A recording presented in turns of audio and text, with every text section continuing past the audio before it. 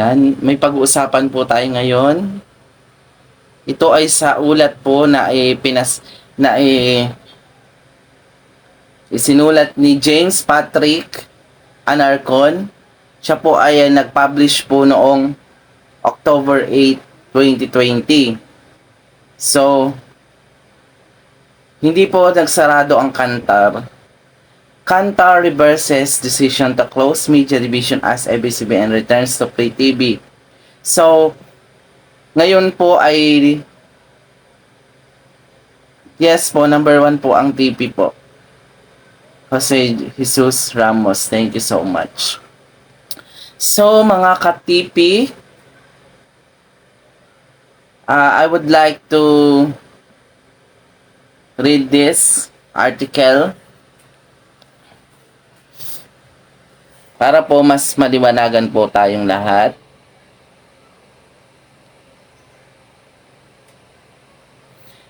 Yes, waiting lang po tayo sa mga audience natin.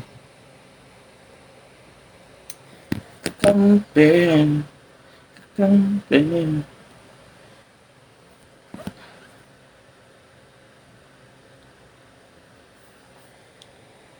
Waiting lang po tayo sa mga audience natin. Wala pa tayong mga audience. Isa pa lang po yung nakikita kong nanonood. Hinihintay ko po yung ibang mga taga-subaybay po ng live para po mas maliwanagan po sila sa aking sasabihin.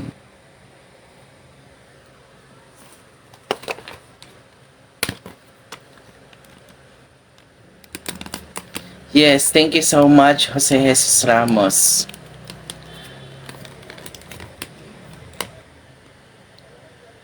So, ayan, mag-start na po tayo. Kantar Philippines Media Division.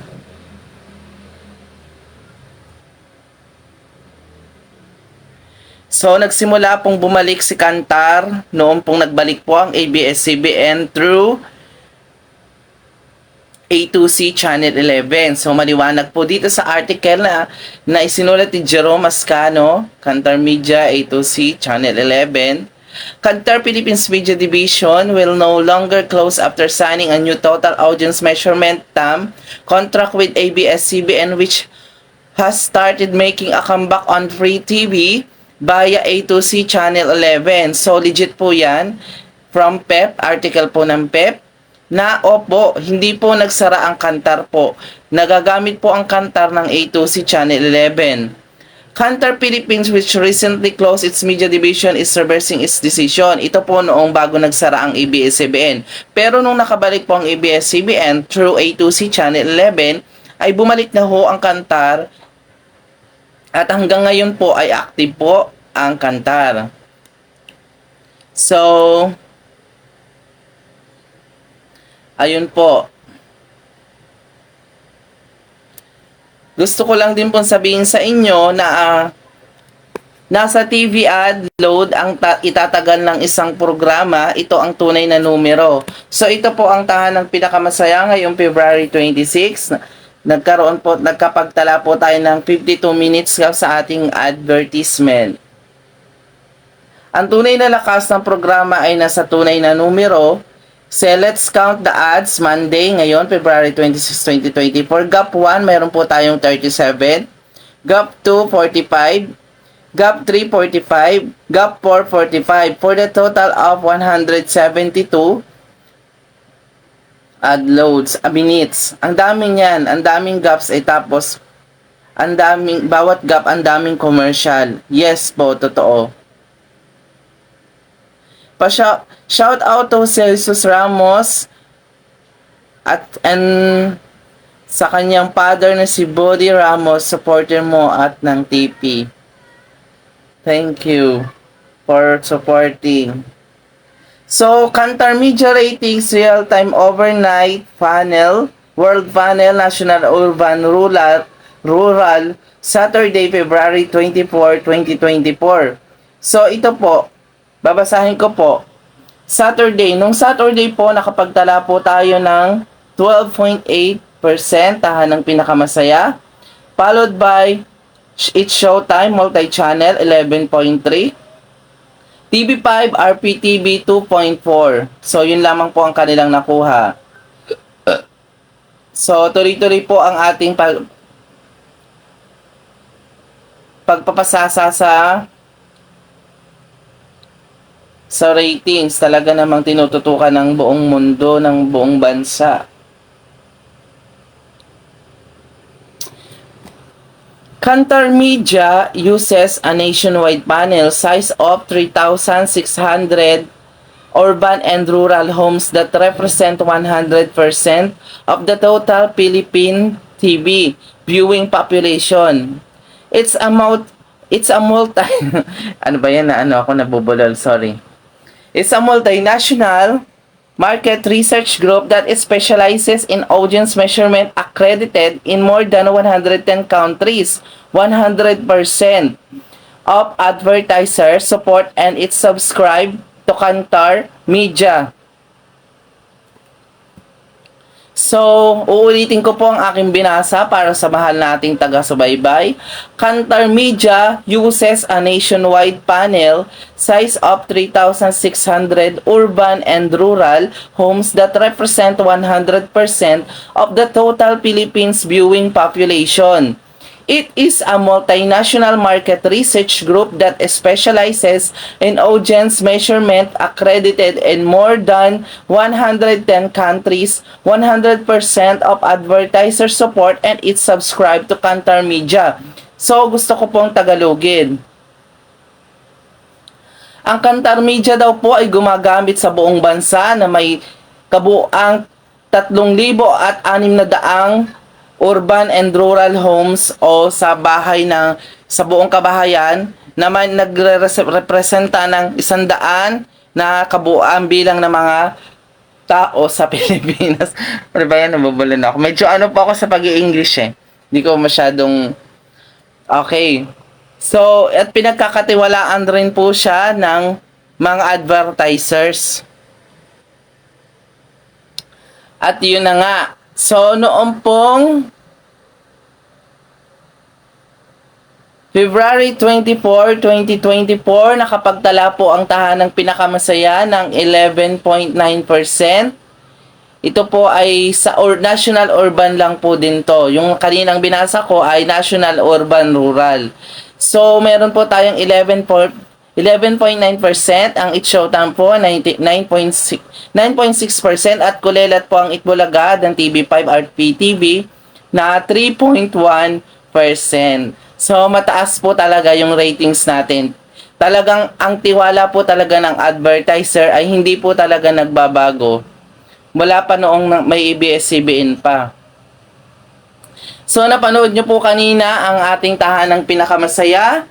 At nakasama po natin kanina si TJ Marquez, si Devon Seron at si Kelvin Miranda. At nag-promote po sila ng kanilang movie.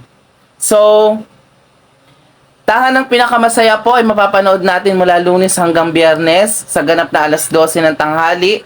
At Sabado naman ay 11:30 a.m. Pwede nyo rin po kaming subaybayan sa aming TikTok po ng Tape Inc. At Tape Inc. Instagram po, Official Tape Inc. At YouTube naman po ay at Tape Inc. Talagang sinusubaybayan po tayo dyan at parami po ng parami ang mga nagsasubscribe. So, gusto ko lang din pong sabihin sa inyo na may movie po si Paolo Contis, ang Paksha Libre. So, natatawa lang ako sa title pero ang bongga nito, ang ganda siguro nito. Since mayroon pa akong ID ng PWD. Excited ako manood. Meron pa akong ID ng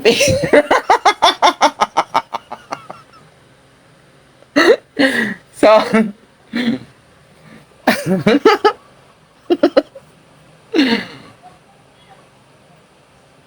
walang nagsisinungaling dito, Joshua.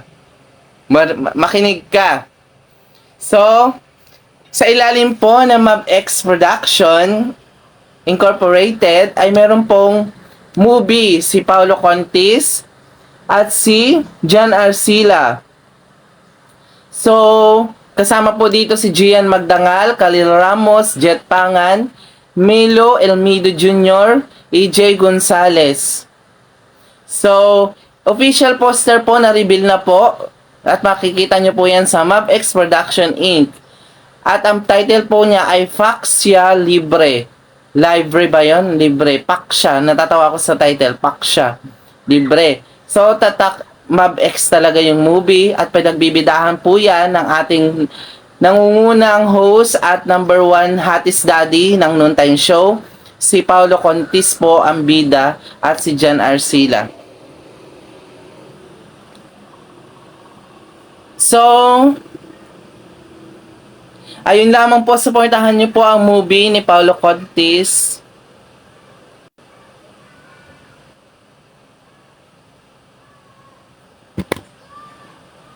Okay.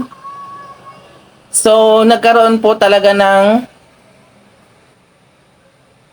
having fun under the sun talaga sa Caloocan kanina dahil nakasama natin si Bianca Umali and Isko Moreno at nag-sharing ng kanilang happiness during tahanang pinakamasaya sa G Sagedi segment. Nakasama po natin dyan ang nag-iisang sangre na ang pinakabagong sangre si Bianca Umali at ang napakabuting mayor na si Isko Moreno na talagang marami pong nagawa sa ating Kamaynilaan.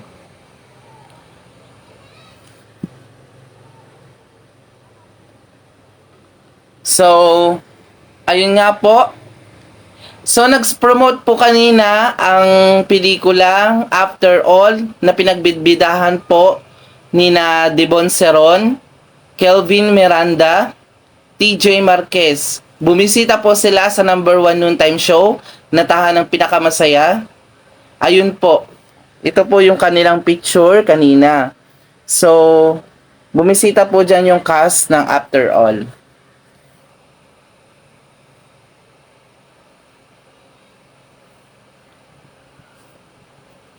So, sabi nga po ng ating number 1 source din po, ang mapapagkatiwalaan po natin si Procnoy, nasa TV ad load ang itatagal ng isang programa. Nasa TV ad po. Nasa TV ad load ang itatagal ng isang programa. Ito ang tunay na numero. Ayan po. Na-post po niya yan. So, may 52 minutes po tayo.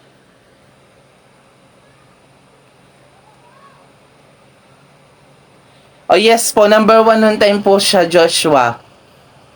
Hindi po siya kulelat kasi talagang pagdating po talaga sa ratings, sa Kantar, mapapagkatiwalaan po ang Kantar. Credible po yan simula po nung ABS-CBN pa. Na talagang tumatabo po talaga sa ratings ang tahanang pinakitang-kita po natin sa commercial load na talagang ang dami po talagang commercial ng ating nag-iisang masayang tahanan sa pananghalian. Ito po ang tahanang pinakamasaya. Paulit-ulit ko pong sinasabi sa inyo na hindi po talaga magsasara ang tahanang pinakamasaya. So, yun lang. So, gusto ko lang...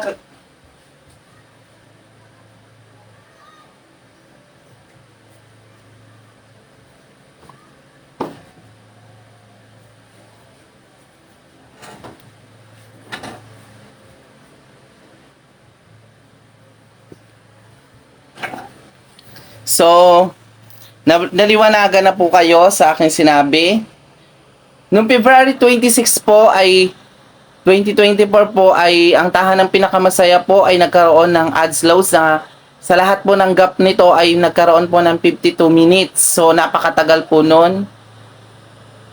At magbabasa na po tayo ng mga komento mula sa ating mga tagahanga.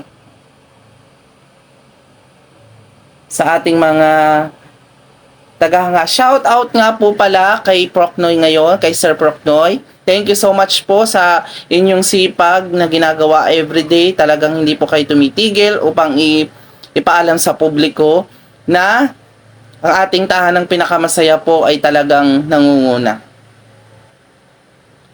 So, basahin po natin ang magagandang komento mula sa ating official page ng Tape Incorporated. So, meron na tayong mga nag-comment. So, dito sa tahanang pinakamasaya, ako muna ang magiging host nyo ngayon. Dito sa tahanang pinakamasaya ay hindi lang tanghalian ang pinakamasaya at hindi lang pinakamasarap.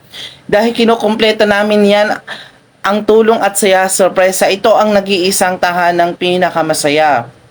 So, ayan po. Nakakatuwa kasi talagang napaka-aggressive po ng ating mga hosts. At congratulations rin po pala sa ating 1,000 grocery pack sa Pure Gold Premium sa Panalo Picture last February 24.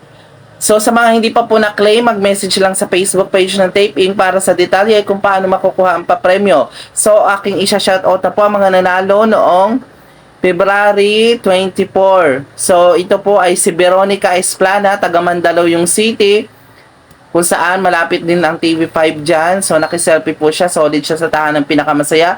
Nanalo po siya ng 1,000 worth of grocery pack. Shoutout din kay Rochelle Misula, nanalo din siya ng 1,000, taga Antipolo.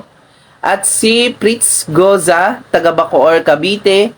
Sunday Olivar, taga Makati. At si Lerisa de Guzman ng Teresa Rizal. So congratulations po sa mga nanalo. At naman sa mga nanalo po ngayong araw na to sa ating QR code, Quick Respond, Quick Reward, ng tahanang pinakamasaya. So, congratulations po sa 4 na winners ng 2,000 pesos. Marcelo Kabuhat, Freddy De Castro, Adi Salayaw, Irene Clemente. Sila po ang 4 na nanalo ng 2,000 sa Quick Respond, Quick Reward. So, ito naman pong 4 na winners ng 2,000 pesos. Diana May Sebastian, Evelyn Suganov, Noemi Pilak, Haris Lauban. So, sila po ang 4 na nanalo ng 2,000 piso mula sa ating tahanang pinakamasaya Quick Respond, Quick Reward. Ito naman po ang maswerteng nanalo ng 12,000 pesos dito lang sa tahanang pinakamasaya. Nanalo po siya ng 12,000 pesos si Paul Nick Arpilieda. So, congratulations po sa mga nanalo. At tuloy-tuloy lang po ang inyong pagsali dito lang sa tahanang pinakamasaya. Quick response, quick reward. At baka malay mo, ikaw na ang susunod na manalo ng nagkakahalaga at tumataginting na sorpresa mula sa ating tahanang pinakamasaya. Kaya ano pang hinihintay mo? Sumali ka na, kapuso.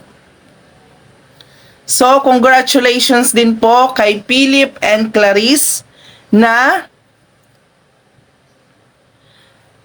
nanalo ngayon at kasali na po siya sa qualifying rounds ng Do It For Love, si Clarice at saka si Philip.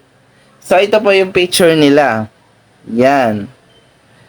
Yan po yung picture nila. I would like to thank sa cast ng pelikulang After All, kay Dibon Seron, Kelvin Miranda, TJ Marquez sa pagbisita sa aming tahanan ngayong tanghali.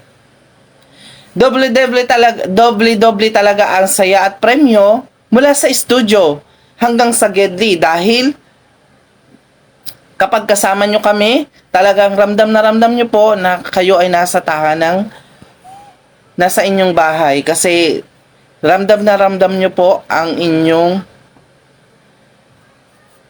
saya.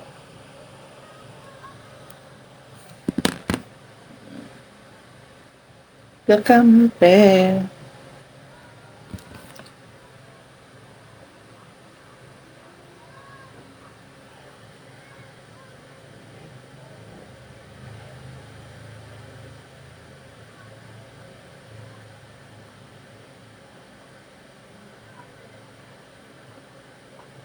Hello, Melanie Hipunia Reyes. Thank you for watching.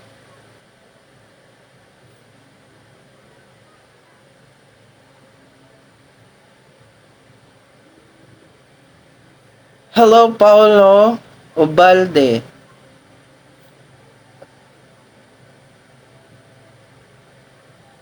So, magbasa po tayo ng chismis.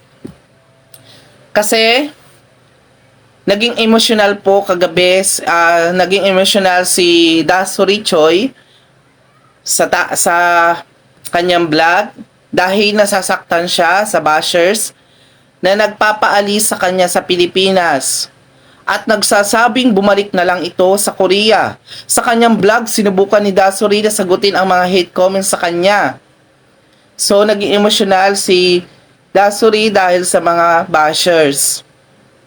At hindi po totoo ang balita na kaya daw po siya ay umiiyak at naging emosyonal dahil raw tatanggalin na saktahan ng pinakamasaya.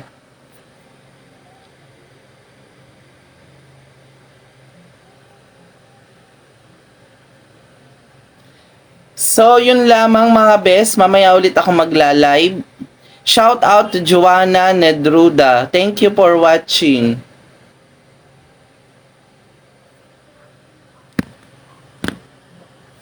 Mamaya po ulit ako magla-live kasi may gagawin muna ako, may trabaho. Bye! So sila lang po ang makakasagot yan. Inatake na naman, no? Para ho sa ikakatahimik ng bawat company, let's all stop. Ipatigil muna ho ang paggamit ng Itbulaga at hindi ho nakakaganda sa bawat time show. Ang nangyayari, puro parinigan, puro siraan. So yun lamang ho. Sana makarating ito sa kataas-taasan o kung saan man makarating, sana magbigay respeto din kayo sa bawat both parties or both companies. Yung mga ingay mong hype ka. Sila ang TBJ Defenders. Pagtatanggol ang katotohanan sa mga bashers. Tunay ang kanilang dala, katotohanan talaga. Ano mang sabihin nyo ay di yan sa kanila uubra. Mga salita nyo na di katotohanan. Sila ang patunay na merong katotohanan. Wala silang kinatatakutan, basta nasa tama kanilang paglalaban. Ang TBJ ay kanilang susuportahan. Sila ang defenders na laging nasa likuran. JD Barra, Jake Magnus, Chris Ulo, Tita Messi. Sila ang nandyan